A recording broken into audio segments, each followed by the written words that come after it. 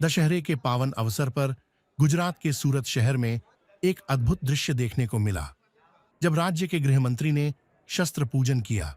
शस्त्र पूजन यानी उन अस्त्र शस्त्रों की आराधना जो हमारे इतिहास और संस्कृति में शक्ति, साहस और सुरक्षा के प्रतीक माने जाते हैं। भारतीय परंपरा में शस्त्र पूजा का गहरा महत्व है। मान्यता है कि भगवान राम ने रावण का वध करने से पहले शस्त्रों की पूजा की थी और तब से विजयादशमी के दिन शस्त्र पूजन की परंपरा जुड़ी हुई है। इसी कड़ी को आगे बढ़ाते हुए गुजरात के गृह मंत्री ने भी विधि विधान से अपने शस्त्रों का पूजन किया और देश प्रदेश की सुरक्षा, शांति और समृद्धि की कामना की।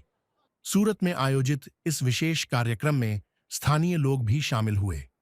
इस मौके पर देशभक्ति और संस्कृति का संगम साफ झलक रहा था। मंत्री ने कहा कि शस्त्र केवल आक्रमण का साधन नहीं, बल्कि सुरक्षा और धर्म की रक्षा का प्रतीक हैं। अधर्म के सामने धर्म के विजय के प्रतीक दशहरा की आप सबको बहुत बहुत शुभकामनाएं। भगवान श्री रामचंद्र जी के चरणों में वंदन करके प्रार्थना करके मेरे राज्य के सभी नागरिकों की सभी मनोकामनाएं पूरी हो, ऐसी प्रार्थना की।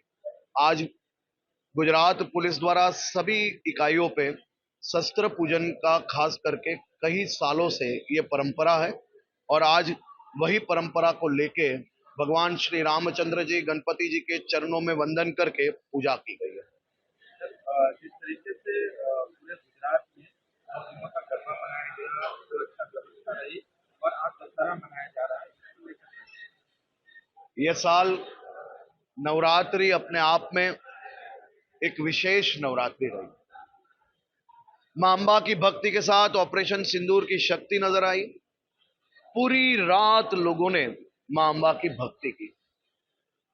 खास तौर पे राज्य के मुख्यमंत्री श्री भूपेंद्र भाई पटेल द्वारा जो निर्णय लिया गया कि पूरी रात लोग मां अंबा की भक्ति कर पाए, ऐसी छूट दी जाए और उसी के साथ लोगों का व्यापार भी पूरी रात चालू रहे।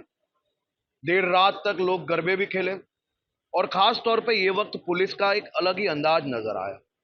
कई लोग, किसी का व्हीकल बिगड़ा, कोई बाहर के राज्य से आया, रास्ता नहीं मिला, किसी को कोई घर जाने के लिए व्हीकल ना मिले, पुलिस पे कॉल करते ही पुलिस की गाड़ी ने उनको रास्ते से गाड़ी में बिठा के उनके घर तक पहुंचाने का काम किया है। मेरे राज्य की सभी बहनों को सुरक्षित तौर से पूरे राज्य में हर रात लाखों लोग गरबे खेल पाए, ऐसी व्यवस्था की। ये सभी चीज तभी संभव हुई तब गुजरात पुलिस ने अपने परिवार के साथ नवरात्रि त्याग करके ये लाखों परिवारजनों की नवरात्रि मनाने के लिए प्रयास किया, रात दिन मेहनत की। ये साल अपने आप में इसके लिए खास है कि मां अंबा की भक्ति के साथ साथ लाखों व्यापारियों के लिए नवरात्रि दिवाली साबित हुई। नवरात्रि में ही इतना व्यापार मिला कि दिवाली जितना व्यापार उन्होंने नवरात्रि में किया। ये केवल और केवल मुख्यमंत्री जी के एक ही निर्णय से कितने बड़े बदलाव आए, ये आप सब नजर से देख सकते हो। पूरी रात लोगों ने गरबा खेला है, बहुत खुशी के माहौल में है और राज्य सब खुशहाल है। सर, आज आपने शस्त्र पूजा की, तो जो शहर के जो अपराधी रूपी रावण है, जो लगातार पुलिस उन पर कार्रवाई कर रही है, गुजर भी हो रहा है, आज उनको क्या चेतावनी देना चाहते हैं? अपराधी रूपी रावण का नाश करना ये हमारी जिम्मेदारी है और खास तौर पे सरकारी जमीन पे रहना और दंगा करना, ये दोनों एक साथ नहीं चलाया जाता है। खास सरकारी जमीन ये राज्य के नागरिकों के हित में सुरक्षित रखी जाती है।